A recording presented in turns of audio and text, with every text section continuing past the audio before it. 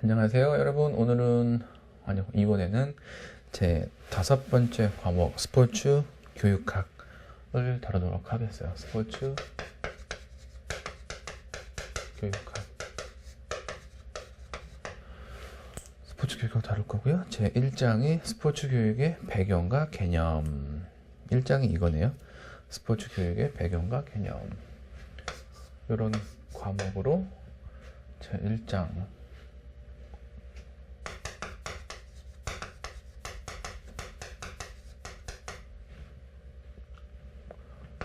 배경과 개념 요거에 대해서 할게요. 자, 스포츠 가르치기에 대한 역사적 관점, 관심 이런 얘기로 등장하네요. 스포츠 가르치기 뭐 어렵게 생각할 거 아니고요. 그냥 체육 혹은 체육 교육 이렇게 생각하면 되겠어요. 언제부터 했냐? 1980년대부터 90년대 중반, 그 다음에 90년대 중반, 현재 이렇게 나눠져 있네요. 1980년대부터 이제 시작한 것다고 했는데, 질적 연구 방법론이 주목을 받으며 스포츠 교육에 대한 질적 연구가 성장했고, 뭐 다양한 형태로 이루어지고 있다. 최근의 노력, 체육에서의 최근의 노력은 패러다임의 변화로 인해 체육 교육에 대한 전체적인 시각이 실천적인 과제를 강조하는 형상으로 변화했고, 실제 문제와 이론 사이의 문제를 해결하려고 했고, 체육 수업의 방식이 학생 중심적으로 바뀌고 있고 과거에 비해서 훨씬 다양화되고 있다. 연구 풍토 및 스포츠 이론 토착에 대한 한국 스포츠 이론의 토착에 대한 노력으로 학문의 자립을 이루고자 한다. 자, 요거 볼까요? 요거는 이게 배경이 될 수 있으니까 좀 정리를 하자면, 첫 번째가 패러다임 변화. 패러다임이란 말이 조금 어려운데요. 이거 무슨 뜻이냐면 그냥 유행과 비슷한 거예요. 유행. 뭐 우리가 뭐 복장, 패션에서의 유행. 요즘에는 무슨 버건디 레드가 뭐 유행한다. 뭐 이런 식으로 하잖아요. 그래서 패러다임의 뜻은 일단 유행인데, 어디에서의 유행이냐면 학술. 그리고 어떤 거의 유행이냐면 방법론, 도구에서의 유행이에요. 주된 거. 그걸 패러다임이라고 해. 여기서 지금 뭐라고 했냐면, 실천적인 과제, 실천적 패러다임으로 바뀌었다. 실천적 패러다임으로 바뀌었다는 거예요. 그럼 이 반대말은 뭐겠어요? 이게 좀 맞는 말인지 모르겠는데, 이게 직접 옮기는 거라고 한다면, 이거는 직접 옮기는 게 아니고 그냥 생각하고 이러는 거. 그런데 그쳤는데 이렇게 바뀌고 있다는 거야, 점점. 그 다음에 두 번째, 그래서 여기 이제 실제와 이론 사이의 괴리, 이렇게 바뀌면서 요 사이의 괴리를 델타 D라고 할게요. 요 괴리를 줄이는 쪽으로 뭔가가 진행되고 있다. 그 다음에 이런 말 나왔네요. 학생 중심이다. 그러면은 옛날에는 뭐였다? 네, 교사 중심이었다. 이런 거. 그럼 뭐에서 이렇다는 거예요? 뭐 의사결정이나 교육 목표나 이런 거. 그 다음에 여기 보면 여기에 학문적 자립성이 있다. 그러면 여기는 옛날에 반대말을 친다면 종속성이라는 거겠죠. 어디에 여기가 일반 교육학에, 그래서 여기를 우리가 교과 교육학이라고 한다. 이렇게 표현이 바뀌었다. 이것만 한번 짚고 넘어갈게요. 스포츠 교육의 개념을 살펴보면 협의와 광의 이렇게 있는데, 협의는 스포츠를 교육적 수단으로만 한정하는 거, 그 다음에 삶의 의미를 포괄하는 거, 이렇게 구분하고 있네요. 그런데 이게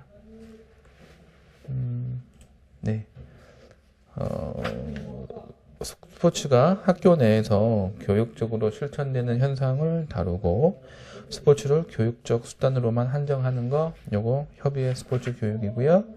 교육적인 활동뿐만 아니라 삶의 의미를 추구하는 것을 포함하는 좀 더 넓은 거, 이거를 광의의 스포츠 교육이라고 한다. 스포츠 교육의 현재를 살펴보면, 학교에서의 스포츠 교육은 이러이러하고, 생활에서의 스포츠 교육은 이러이러하고, 경기에서의 스포츠 교육은 이러이러하다라고 되어 있는데, 이거를 우리가 어떻게 이해할 수 있냐 하면, 첫 번째, 학교와 관련된 것은 학교 체육이다라고 얘기할 수 있고, 그 다음에 생활에서의 관련된 것은 생활체육이다라고 얘기할 수 있고, 그 다음에 경기에서의 스포츠 교육은 전문체육이다 라고 얘기할 수 있어요. 이렇게 조금 구분지어서 얘기를 한다면, 학교에서의 체육의 대상은 누구냐 하면 학생이고요.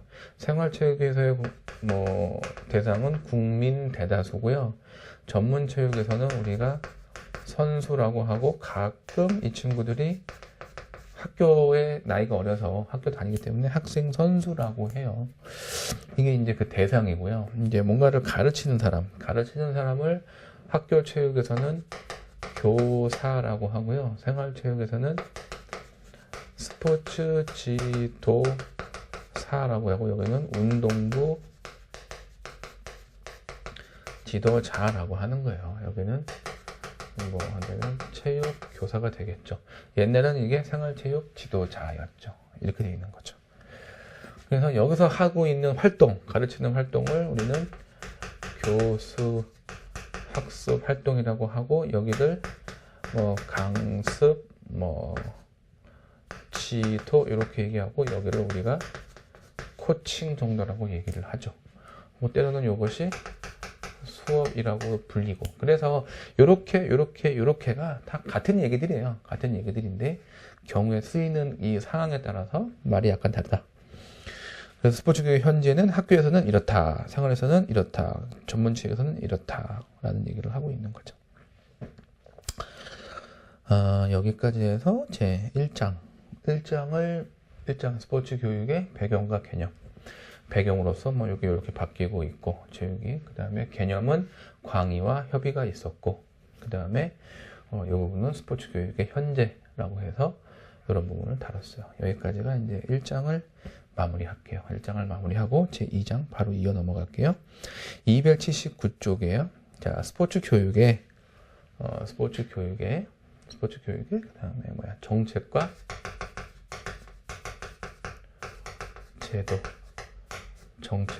제도에 대해서 얘기를 하고 있어요.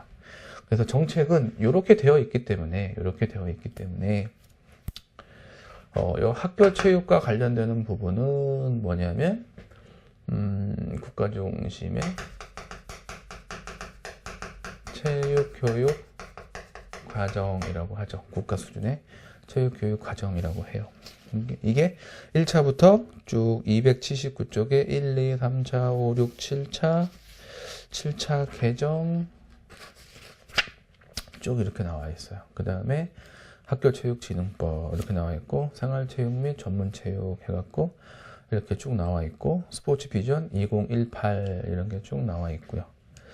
네, 이렇게 국민체육진흥 5개년 계획 이런 것도 있고 이렇게 다루고 있는데, 여기서 이제 이 체육교육 과정이 영향을 미치고 있는 건 이렇게 두 군데예요. 즉, 이게 왜 두 군데냐 하면, 체육교육 과정은 학교 체육에 영향을 미치잖아요. 근데 학교 체육은 어떻게 구분되어 있냐면, 학교다 그러면 학교에는 크게 운동선수, 이걸 우리가 학생선수라고 하죠. 학생선수와 그냥 선수가 아닌 경우, 이거 우리가 편의상 그냥 일반 학생이라고 해요. 그래서 학교는 이렇게 학생이 둘로 구분되는 거야. 둘로 구분돼요. 그래서 요 둘로 구분되는데, 얘네들이 학교에서 무엇에 영향을 받냐 하면 체육과의 교육 과정이라고 하는 커리큘럼이라고 하는 거에 영향을 받는 거죠. 이게 학교가 시작된 게 1950년대부터 시작이 됐는데, 이때부터 지금까지 2018년까지 해서 영향을 받는다는 거죠. 이렇게 개정이 되어 왔어요. 이것이 어떤 그 장기 계획이에요. 마스터 플랜이에요. 이 마스터 플랜에 의해서 학교라는 것은 운영이 되고 있는 거야. 그래서 여기에서 체육교육과정이 지금 뭐 7차에 걸쳐서 몇 년까지 쭉 이렇게 바뀌어오고 있는 거죠. 여기서는 요 일반 학생들이 학생 선수가 아니고, 그래서 이거 우리가 뭐라고 하냐면 얘를 운동부라고 했고, 일반 학생들은 체육이라고 하는 교과목을 그 학교 수업 시간에 배우잖아요. 이 교과목에 대한 내용들을 규정하는 게 바로 이 체육과 교육과정이라는 거죠. 근데 여기도 같이 하고 있어. 이 학생 선수가 이게 만약에 중학교다라고 하면, 예를 들어서 중학교다라고 하면 이 둘이 한 학교에 있는 경우도 있고, 얘네들만 따로 뽑아내는 데가 있어요. 그걸 우리가 체육, 중 혹은 고등 학교라고 하죠. 그럼 여기도 학교다 보니까 체육교육 과정에 영향을 받는단 말이야. 그래서 이 체육교육 과정은 학교 체육과 전문 체육을 둘 다 아우른다. 그리고 요 두 개가 영향을 미치는 정책이 이런 거고, 법령이 뭐냐? 법령이 이것이 학교 체육 진흥법이다. 근데 이게 2015년경에 만들어졌다. 그러면 다른 말로 하면 2015년 이전에는 학교 체육에 대해서 이렇게 얘기하는 법률이 있었다 없었다? 드러내놓고 하는 법률은 없었다. 그럼 그 전까지는 뭘 했냐? 뭐 초등교육법, 뭐 중고등, 고등교육법, 초중등 교육법 이런 것만 있었는 거죠. 그런 거에 의해서, 그렇기 때문에 이런 말은 나오는 거야. 그 체육교육이 자립성을 갖지 못했다라는 말이 나오는 거예요. 일반 교육학에 속해 있었다. 이런 식으로. 그러다 보니까 이론적이었다. 괴리가 컸다. 우리 뭔가 안 맞는 게 있으니까. 그래서 이렇게 연결되는 게 학교체육진흥법이고, 그러면 요 생활체육도 이렇게 해서 어떤 정책이 있을 거잖아요. 그 정책이 뭐냐면 국민체육진흥법. 이건 1970년대인가요? 1970년대 그 정도에 생겼어요. 그래서 이제 그때부터 쭉 저거에 연결돼 있었죠. 그럼 여기에서도 이 생활체육과 그 다음에 일부 전문 체육을 다뤄요. 일부가 뭐냐면, 그 일부에 해당하는 건 나이가 학생인 경우에는 학교체육진흥법에 영향을 받는 거고, 예를 들어 대학 이상 성인들을 대상으로 한 성인 선수라고 그럴까요? 성인 선수의 경우는 이렇게 영향을 받는 거예요. 이렇게 해서 스포츠 교육의 어떤 정책과 제도, 법령 이런 것이 여기 이렇게 제시가 되어 있다. 이게 지금 큰 그림인 거예요. 큰 그림. 이해되죠? 그래서 스포츠 교육은 학교체육, 생활체육, 전문체육이 그러니까 이중적 역할을 갖는 거예요. 선수들을 대상으로 하고는 있긴 한데, 한 고3까지의 나이면서 학교를 다니는 친구들은 학교체육진흥법에 영향을 받는 거고, 대학생 이상인 경우에는 선수인데, 그럼 여기 국민체육진흥법에 영향을 받는 거죠.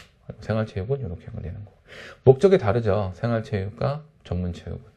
얘는 목적이 뭐냐면 우승하는 거에 있겠지만, 얘는 목적이 뭐냐면 건강이나 이런 데 관심이 있어요. 학교체육은 건강에도 관심이 있고, 이런 경우 건강에도 관심이 있고, 이런 경우는 우승에도 관심이 있겠죠. 근데 궁극적으로 추구하고 있는 거는 어떤 전인적 성장 이런 데 목적을 두고 있는 거예요.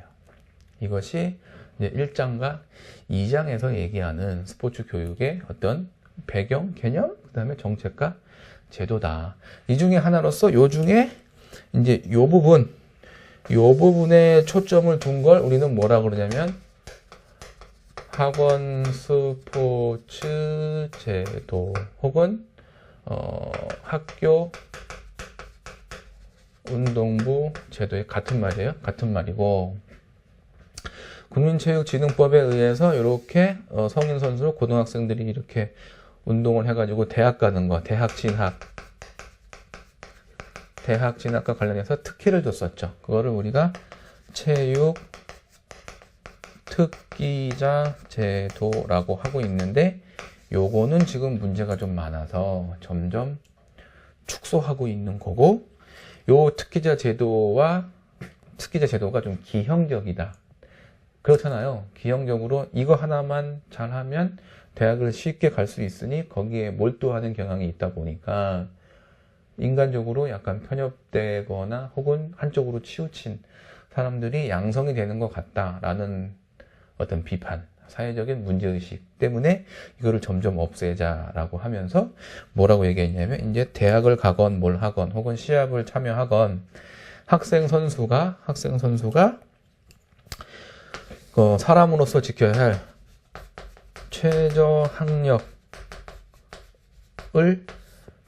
최소한의 학력을 충족시키지 못하면 시합 자체를 못 나가게 하자라는 말이 나온 거잖아요. 이렇게.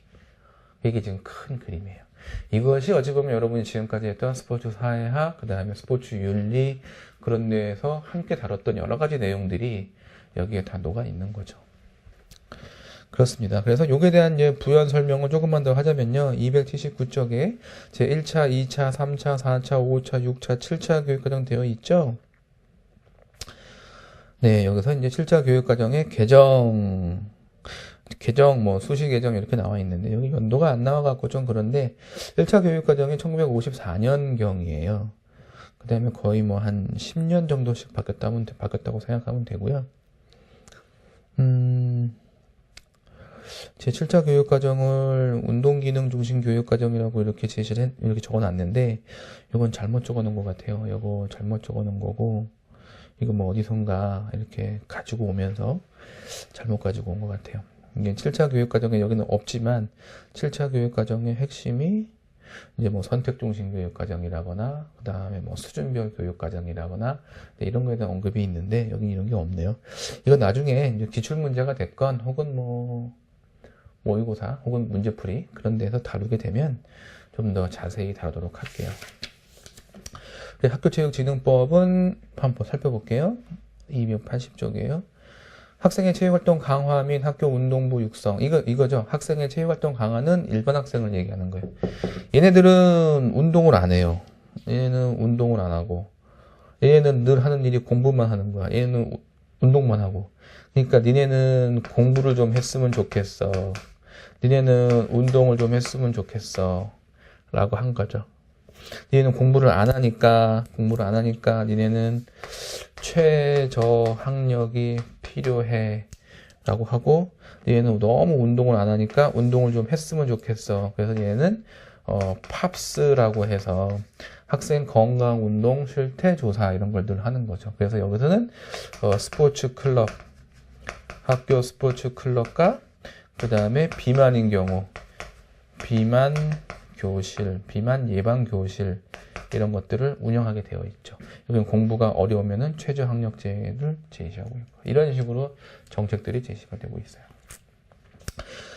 여기죠. 비만 교실 이거예요. 건강 체력 교실, 학생 건강 체력 평가가 팝스를 얘기하는 거고요. 이런 것들이 여기 같이 있다.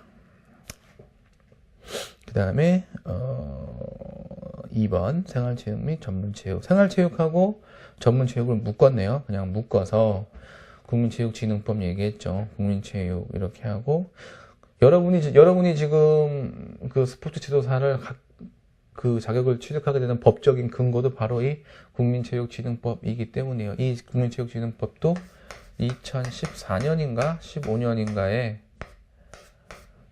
개정이 돼요. 개정이 되면서 그 이전에 생활체육 지도자였던 그런 자격증이 스포츠 지도사라고 하는 자격증으로 바뀌죠.